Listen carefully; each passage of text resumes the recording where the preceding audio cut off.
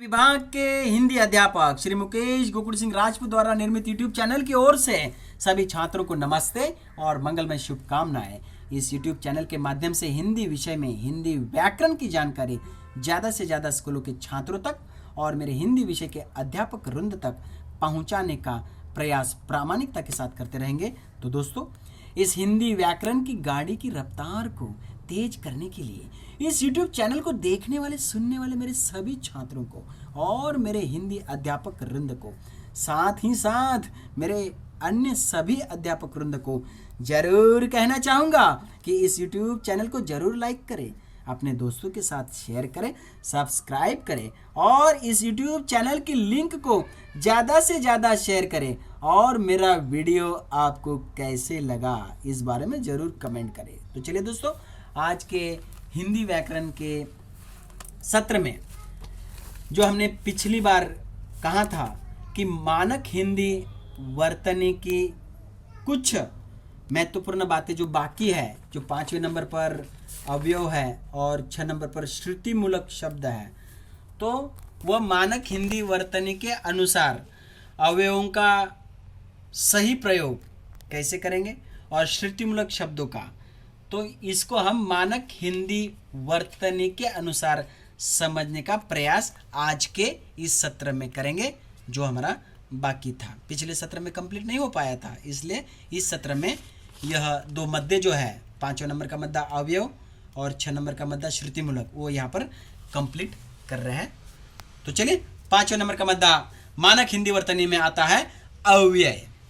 तो उसमें पहले नंबर पर तक, साथ आदि अवयव सदा पृथक लिखे जाए। पृथक बोले तो हटाकर, नजदीक नहीं, जो अलग लेखन होता है, इसलिए इसको पृथक भी कहा गया है। तो चलिए उदाहरण के माध्यम से इसे समझने का प्रयास करेंगे। जैसे कि उदाहरण में यहां तक आपके साथ, तो देखिए दोस्तों, आप वीडियो देख रहे होंगे, स्लाइड देख रहे होंगे, तो स्लाइड में किस प्रकार से यहाँ पर यहाँ तक ये जो शब्द है, यहाँ शब्द लेखन किया गया है, फिर उसके बाद हटकर पृथक तक यह शब्द लेखन किया है। ऐसे यहाँ तक शब्द बिल्कुल नज़दीक सटकर दोनों एक साथ मिलाकर नहीं लिखा गया है। तो वैसे ही आपके साथ, यहाँ पर भी आपके यह शब्द लिखा गया है, उसके बाद साथ शब्द जो है वह हटकर थोड़ा पृथक लिखा गया है। तो इस प्रकार से यह जो तक, साथ आदि अवयव है वह सटकर नहीं लिखे जाते हैं, वह हटकर लिखे जाते हैं। अब अवयव में ही दूसरे नंबर का नियम, कुछ अवयवों के आगे विभक्ति चिन्ह भी आते हैं। तो चलिए उदाहरण के माध्यम से समझ लेंगे इसे भी।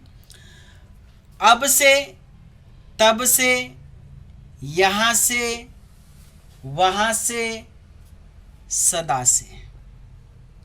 तो देखिए दोस्तों, यहाँ पर किस प्रकार से कुछ जो यहाँ पर विभक्ति चिन्ह भी आए हुए हैं अवयवों के साथ में, जैसे कि मानो अब, तब, यहाँ, वहाँ, सदा, ये अवयव है और इन अवयवों के साथ में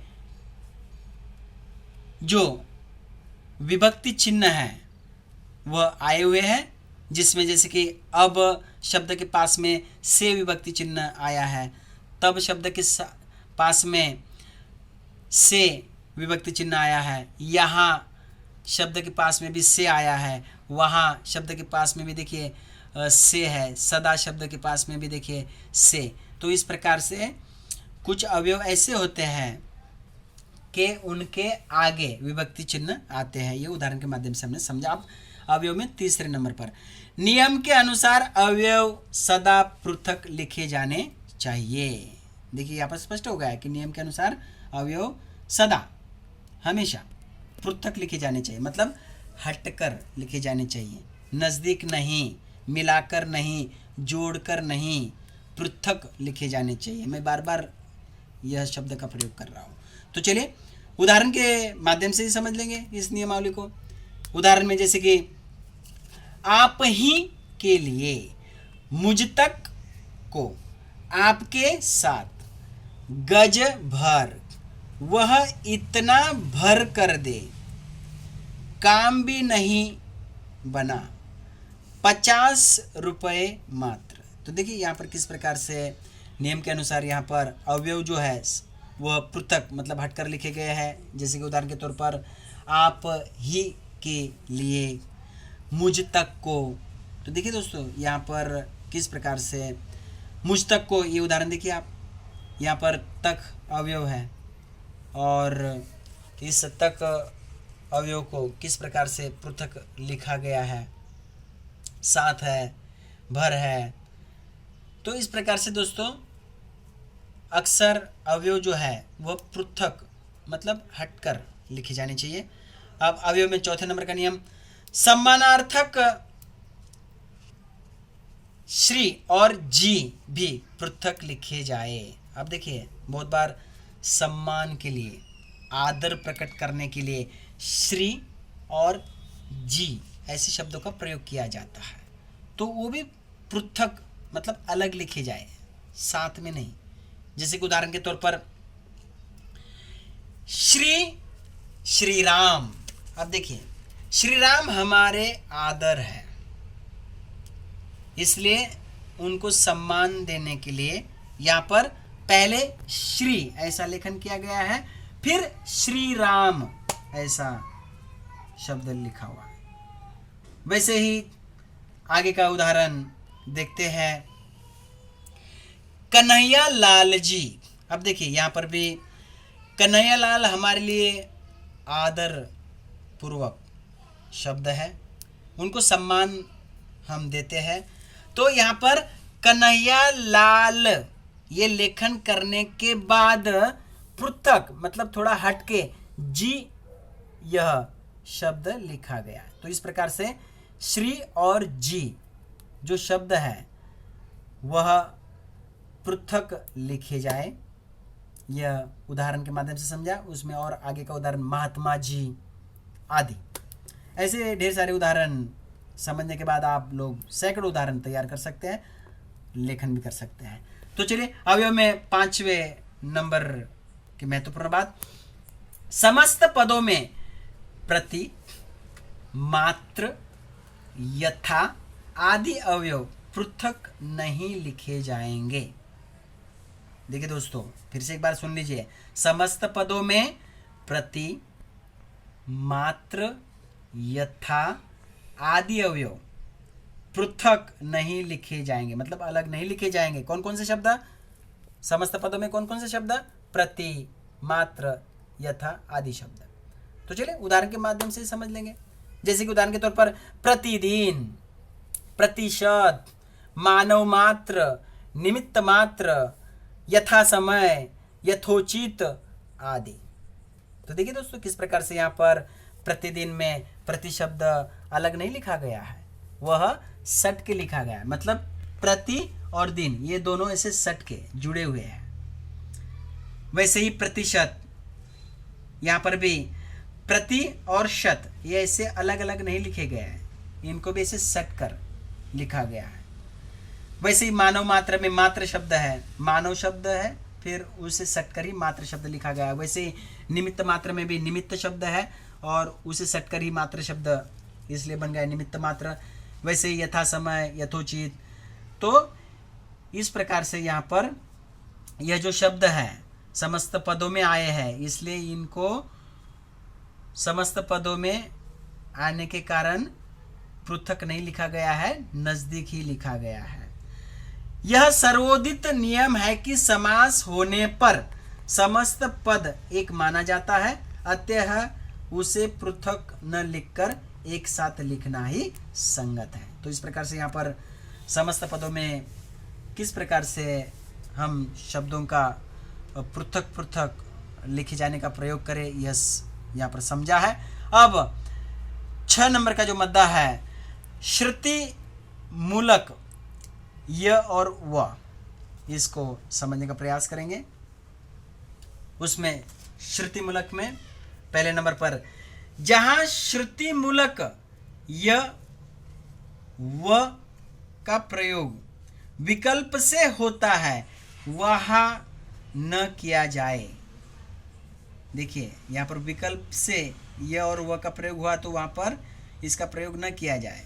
अर्थात यहाँ पर उदाहरण के रूप में जैसे कि किए, यह जो शब्द है, किए यह जो शब्द है, साथ ही साथ नई यह शब्द देखिए, फिर हुआ यह शब्द आप देखेंगे यहाँ पर।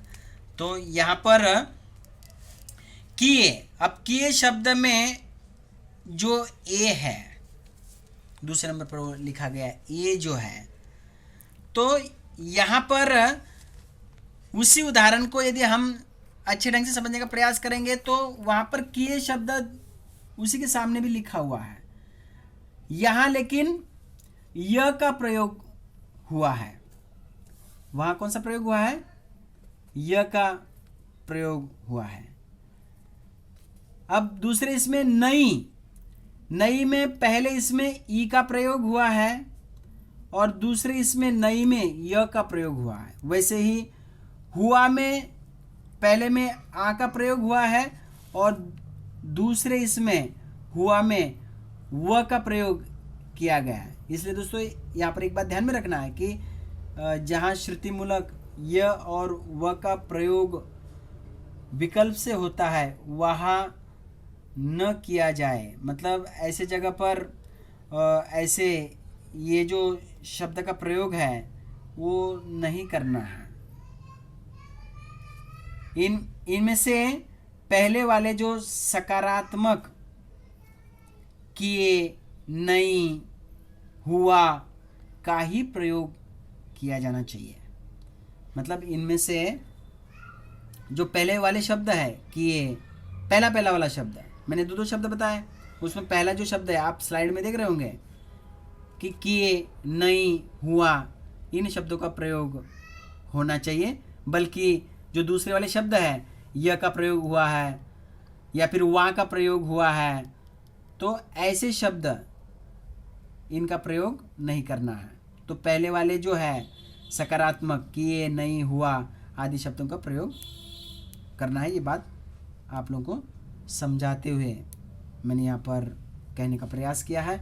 अब दूसरे नंबर पर श्रुतिमूलक में यह नियम विशेषण, क्रिया विशेषण, अवयव आदि सभी रूपों और स्थितियों में लागू माना जाए। जैसे कि उदाहरण के तौर पर दिखाए, गए, राम के लिए, पुस्तक लिए हुए, नई दिल्ली। तो देखिए दोस्तों यहाँ पर किस प्रकार से दिखाए गए, तो यहाँ पर गए जो है तो यहाँ पर किस प्रकार से ए का प्रयोग हुआ है। राम के लिए, इसमें भी किस प्रकार से ए का प्रयोग हुआ है। पुस्तक लिए, यहाँ पर किस प्रकार से लिए में भी ए का प्रयोग हुआ है। या पुस्तक लिए हुए, तो हुए में भी किस प्रकार से ए का प्रयोग हुआ है। नई दिल्ली, नई दिल्ली में ई देखो किस प्रकार से ई का प्रयोग हुआ है। तो ऐसे प्रयोग ध्यान में रखना है। अब तीसरे नंबर पर श्रुतिमूलक में जहां यह श्रुतिमूलक व्याकरणिक परिवर्तन न होकर शब्द का ही मूल तत्व हो, वहां वैकल्पिक श्रुतिमूलक स्वरात्मक परिवर्तन की आवश्यकता नहीं है। अब देखिए व्याकरणिक परिवर्तन हुआ है तो इसलिए वहां पर स्वरात्मक परिवर्तन की आवश्यकता नहीं है। जैसे कि उदाहरण के तौर पर स्थायी, अव्ययी भाव, दायित्व आदि, ये जो उदाहरण है स्थायी, अव्ययी भाव, दायित्व आदि, यहाँ स्थायी, अव्ययी भाव, दायित्व नहीं लिखा जाएगा। मतलब देखिए पहले में, अब यहाँ पर व्याकरणिक परिवर्तन जहाँ पर नहीं है ना, तो स्वरात्मक परिवर्तन की वहाँ पर आवश्यकता नहीं है श्रुतिमूलक में। फिर तो इसलिए यहाँ पर स्थाई, उसमें य का प्रयोग किया गया है पहले उदाहरण में, और नीचे जो है वही स्थाई जो है वह ई का प्रयोग किया है। तो इस प्रकार से यहाँ पर स्वरात्मक परिवर्तन की आवश्यकता न होने की वजह से यहाँ पर ई का प्रयोग नहीं करना है। जैसे कि स्थाई में ई का प्रयोग किया है वो न करे। साथ ही साथ अवयवी भाव में पहले में य का प्रयोग किया है लेकिन दूसरे में अव्ययी भाव इसमें ई का प्रयोग हुआ है वो न करे। पहले में दायित्व में य का प्रयोग हुआ है लेकिन यहाँ पर स्वरात्मक परिवर्तन होने के कारण यहाँ पर दूसरे में ई का जो प्रयोग हुआ है दायित्व में ई, तो वह न लिखा जाए। ओके, ठीक है। अब इसी के साथ आगे चौथे नंबर पर अनुस्वार का ह्रस्व रूप अर्ध्व अनुस्वार या अनुनासिक, जैसे कि यहाँ पर अनुनासिक में चिन्हांकित किया गया है अर्ध चंद्र और उसमें ऊपर बिंदी लगाई गई है, वह अनुनासिक के लिए यहाँ पर चिन्हांकित किया गया है। हिंदी में ये दो ध्वनियां हैं, अतः इनके प्रयोग से शब्द के उच्चारण और अर्थ में अंतर आ सकता है। जैसे उदाहरण के तौर पर अंगना, यहाँ पर श्री, और दूसरा जो है अंगना, यहाँ पर आंगन मतलब घर का आंगन। तो देखा दोस्तों किस प्रकार से अनुस्वार, पहले शब्द अंगना में अनुस्वार लगा है ऊपर, तो वह उसका अर्थ क्या हो गया, श्री हो गया। और दूसरे में अनुनासिक जो अर्ध चंद्र और उसमें बिंदी लगा दी है और वो शब्द बन गया अंगना, तो उसका अर्थ क्या हो गया फिर, आंगन मतलब घर का आंगन। तो किस प्रकार से देखिए, एक जगह पर श्री का अर्थ हो रहा है सिर्फ अनुस्वार लगने से, तो दूसरी जगह पर अनुनासिक लगने से घर का आंगन इसका अर्थ हो रहा है। तो वैसे ही और उदाहरण जैसे कि हंसी, वही उदाहरण आगे, हंस का श्रीलिंग है, हंसी वही हंसने की क्रिया है। तो देखिए दोस्तों किस प्रकार से हंसी में हंस का वह श्रीलिंग है और हंसी में हंसने की वो क्रिया हुई है। तो किस प्रकार से यहाँ पर यह अंतर अर्थ में आ जाता है वो समझने का प्रयास किया। अब 5वें नंबर पर अंग्रेजी के BALL, CALL, HALL मतलब बॉल, कॉल, हॉल जैसे शब्दों को बाल, काल, हाल लिखना गलत है। इनके शुद्ध उच्चारण के लिए शब्दों के ऊपर अर्धचंद्र बनाना जरूरी है दोस्तों।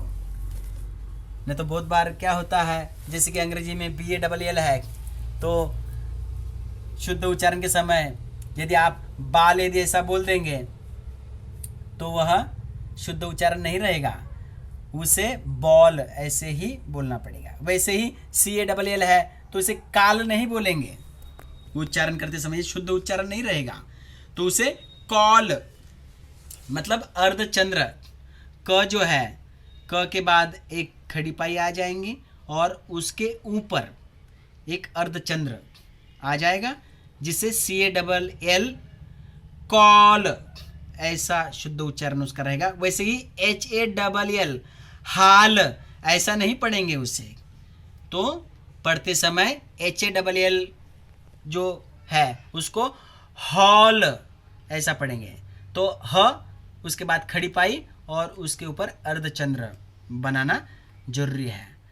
तो इस प्रकार से यहाँ पर शुद्ध यदि लेखन करना है तो बॉल, कॉल और हॉल आदि ऐसे ही लेखन करना जरूरी होता है। आगे के 6 नंबर के नियम को समझते हुए, हिंदी में ज्ञ का उच्चारण ज्ञ किया जाता है, परंतु लिखते वक्त ग ही लिखना चाहिए। देखिए दोस्तों, यहाँ पर अब मैं भी उच्चारण गिया गिया कर रहा हूँ, इसलिए आप थोड़ा संभ्रमित होंगे, लेकिन इसको मैं थोड़ा मराठी भाषा का सहारा लेकर भी समझाना चाहूँगा, बराबर कि नहीं।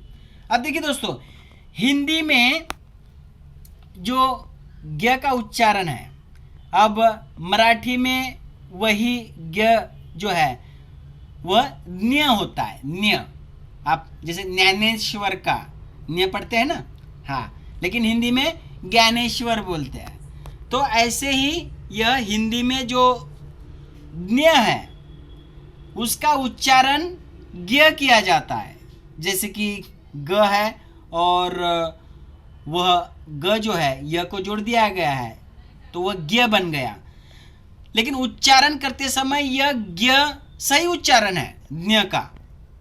मराठी का जो ज्ञ है, ज्ञ, उसका उच्चारण हिंदी में ग ऐसा करेंगे वो सही है, लेकिन लिखते वक्त ग यदि लेखन करेंगे, जैसे कि ग और उसको य जोड़ दिया और लिखते समय यदि ऐसा प्रयोग किया तो वह गलत होगा। लिखते समय ज्ञ यही लेखन करना पड़ेगा, जैसे कि मराठी में ज्ञ बोलते हैं ना, तो वह ज्ञ वैसा ही हिंदी में लिखते समय लेखन करना पड़ेगा। ये बात ध्यान में रखना है। हाँ, बोलते समय उच्चारण के समय आप वो ग उसको य जोड़ दिया गया और जो ग बना है वह आप उच्चारण के समय प्रयोग कर सकते हैं, लेकिन लिखते समय ज्ञ ही लेखन करना है। जैसे कि उदाहरण के तौर पर यहाँ पर समझने का प्रयास करेंगे। आप स्लाइड भी देख रहे होंगे और मेरी वाणी को सुन रहे होंगे। तो देखिए उदाहरण में आज्ञा, अब पहले उदाहरण में जो आज्ञा शब्द है वह सही है। क्यों? क्योंकि यहाँ पर आ उसके बाद में जो ग आया हुआ है वह मराठी में जैसे हम लेखन या उच्चारण करते हैं ना ज्ञ ज्ञ, तो वह ज्ञ ऐसा लेखन किया हुआ है और उसको एक पाई लगा दी गई है। इसलिए यहाँ पर यह जो आज्ञा ऐसे मराठी में उच्चारित करेंगे ना, लेखन भी वही करते हैं और उच्चारण भी वही होता है मराठी में। सिर्फ हिंदी में उच्चारण में ज्ञ का उच्चारण करते हैं, लेकिन लेखन में ज्ञ है, वो जैसे के वैसे लेखन करना पड़ता है।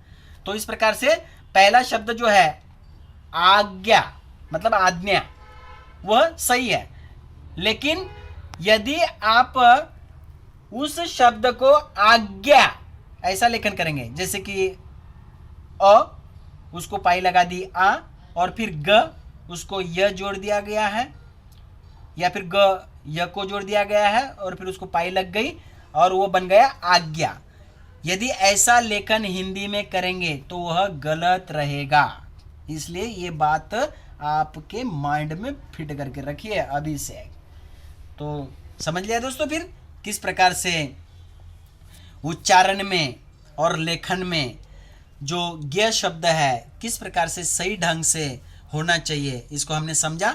और एक उदाहरण समझ लेते हैं। यहाँ पर प्रतिज्ञा, यहाँ पर पहला शब्द जो है वो सही है और दूसरा जो है प्रतिज्ञा, ज्ञ का उच्चारण यहाँ तो किया है लेकिन लेखन करते समय भी वो ज्ञ लेखन कर दिया है, इसके कारण वह गलत रहेगा। इस प्रकार से हमने ज्ञ का उच्चारण और उसका लेखन कैसे होना चाहिए इसको हमने यहाँ पर समझा। अब 7वें नंबर पर इसी में महत्वपूर्ण बात या नियमावली समझेंगे। संस्कृत के शब्दों की वर्तनी संस्कृत में मानक ही होनी चाहिए। हिंदी में रि श का उच्चारण रि श होता है, लेकिन वर्तनी में रि श रखा जाएगा। तो देखिए दोस्तों, यहाँ पर भी थोड़ा हम मराठी भाषा का ही थोड़ा सहारा लेते हुए समझाने का प्रयास करेंगे। तो देखिए दोस्तों, यहाँ पर हिंदी में अब जैसे मराठी में रू बोलते हैं हम, जैसे ऋषि का ऋषि शब्द रू ऐसा प्रयोग करते हैं, बराबर कि नहीं। हाँ, और षटकोण, देखिए श का उच्चारण हुआ है, षटकोण, षटकोण। अब देखिए दोस्तों, ये मराठी में रु और षटकोण, मानो श ऐसा प्रयोग किया, लेकिन यही रु का यदि हिंदी में उच्चारण करना है तो वो री हो जाएगा। रु का क्या हो जाएगा? उच्चारण में री हो जाएगा, और श का श ऐसा हो जाएगा। लेकिन वर्तनी में जब लेखन करेंगे तो रु का जैसे हमने उच्चारण में री प्रयोग किया, तो लेखन करते समय रु ही लेखन करना है। हिंदी में री ऐसा लेखन नहीं करेंगे, नहीं तो गलत हो जाएगा वह। तो लेखन करते समय रु शब्द का ही लेखन हो, उच्चारण में भले आप री का प्रयोग कर सकते हैं। तो देखते हैं हम उदाहरण के माध्यम से इसे। ऋतु, अब देखिए यहाँ पर मराठी का थोड़ा सहारा लेंगे। ऋतु लिखते समय लेखन करेंगे, लेकिन हिंदी में बोलते समय ऋतु ऐसा ही बोलेंगे। हाँ, लेकिन मानो आपने यहाँ पर ऋतु शब्द जो है वह लिखते समय सही लिखा, लेकिन लेखन करते समय भी ऋतु ऐसे ही लिखना चाहिए, न कि रु के जगह पर री का प्रयोग करें। तो पहले में ऋतु लिखते समय सही दिया गया है, और दूसरे में ऋतु जो है, जो बोलते समय प्रयोग होना चाहिए, लेकिन लिखते समय यदि ऋतु ऐसा लेखन कर दिया तो वो गलत रहेगा। वैसे ही दूसरा उदाहरण ऋषि का।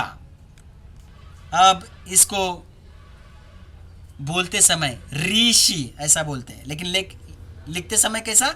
ऋषि ऐसा ही लिखना चाहिए। उच्चारण के समय भले ही ऋषि ऐसे आप उच्चारित कर सकते हैं। हाँ, लेकिन लेखन करते समय यदि आपने ऋषि ऐसा लेखन कर दिया तो वह गलत रहेगा। तो इस प्रकार से यहाँ पर हमने रु और श, उसे री और श का उच्चारण कैसे करते हैं, और लेखन में और उच्चारण में हमने कौन सी महत्वपूर्ण बात को ध्यान में रखना है, यह उदाहरण के माध्यम से समझ लिया। और इसी के साथ दोस्तों, आज के इस सत्र में मानक हिंदी वर्तनी जो है, इसके जो बचे हुए दो मध्य थे, अवयव और श्रुतिमूलक जो शब्द होते हैं, उनको किस प्रकार से लेखन किया जाना चाहिए, उनका शुद्ध रूप कैसे रहेगा, इसको हमने आज के इस सत्र में समझ लिया है। दोस्तों, आज का यह सत्र समापन करने के पहले मैं ये जरूर कहना चाहूँगा, लगभग हिंदी व्याकरण के ये जो सत्र लगातार चल रहे थे, इन लगातार व्याकरण के ये जो सत्र में मैंने कक्षा 5वीं से लेकर तो 10वीं तक, साथ ही साथ 11वीं 12वीं, इतना ही नहीं तो बीए, और इससे भी आगे कहूँ तो बीएड तक जो व्याकरण हिंदी में आता है, वह सारा जो व्याकरण है, ज़्यादा से ज़्यादा व्याकरण इन YouTube चैनल के माध्यम से आप लोगों को समझाने का प्रयास किया, आप लोगों तक पहुंचाने का प्रयास किया है। दोस्तों, यह व्याकरण जो है सबको काम आएगा, छात्रों को, साथ ही साथ मेरे हिंदी अध्यापक वृंद को भी।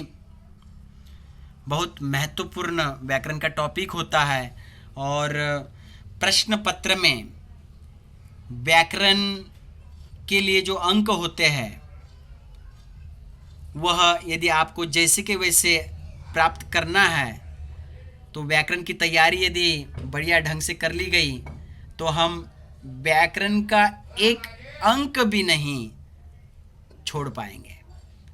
एक अंक की भी कमी व्याकरण के अंकों में नहीं हो पाएगी। इसलिए व्याकरण की तैयारी बढ़िया ढंग से करें।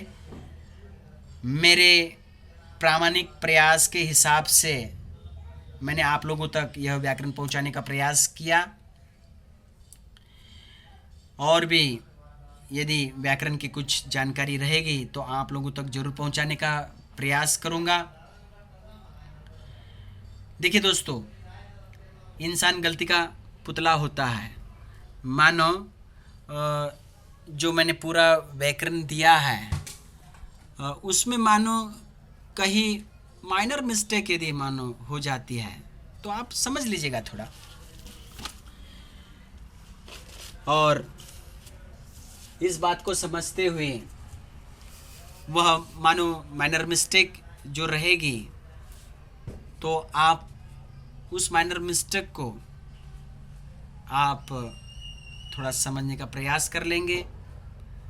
मेरी ओर से तो मैंने बहुत प्रामाणिक प्रयास किया है हिंदी व्याकरण आप तक पहुंचाने का, लेकिन फिर भी नम्रतापूर्वक कहना चाहूँगा कि मानो कोई माइनर मिस्टेक रह गई होगी। इंसान है, मैं भी अध्यापक के पहले इंसान हूँ मानो, और गलती इंसान से ही होती है। इसलिए नम्रतापूर्वक कहना चाहूँगा, यदि कोई माइनर मिस्टेक यदि रही होगी तो उसको थोड़ा समझ लीजिएगा। और इसी के साथ अगले सत्र में और भी कुछ जो जानकारी रहेंगी वह देने का प्रयास करते रहूँगा। इसी के साथ आज का यह सत्र जो हिंदी व्याकरण का पूरा समापन करते हुए संपन्न करते हैं। समापन में जाते जाते फिर से एक बार कहना चाहूँगा कि इस YouTube चैनल के माध्यम से जो हिंदी व्याकरण की जानकारी आप तक पहुंचाने का जो मैंने प्रयास किया, उसके लिए मेरे सभी हिंदी अध्यापक वृंद और साथ ही साथ मेरे अन्य सभी और अध्यापक वृंद है, उनका बहुत अच्छा प्रतिसाद मिला। इसलिए मैं उनका बहुत आभारी रहूँगा, सभी मेरे हिंदी अध्यापकों का और सभी अन्य हिंदी और सभी अन्य अध्यापकों का भी मैं बहुत बहुत आभारी रहूँगा। साथ ही साथ छात्रों की ओर से भी बहुत अच्छा प्रतिसाद मिला, इसलिए छात्रों का भी आभारी रहूँगा। फिर से समापन में जाते जाते कहना चाहूँगा कि इस YouTube चैनल को जरूर लाइक करें, अपने दोस्तों के साथ शेयर करें, सब्सक्राइब करें और YouTube चैनल की लिंक को ज़्यादा से ज़्यादा शेयर करें। फिर से सभी छात्रों को नमस्ते, और साथ ही साथ मेरे सभी हिंदी अध्यापक वृंद और अन्य सभी अध्यापक वृंद को भी नमस्ते, मंगलमय शुभकामनाएं।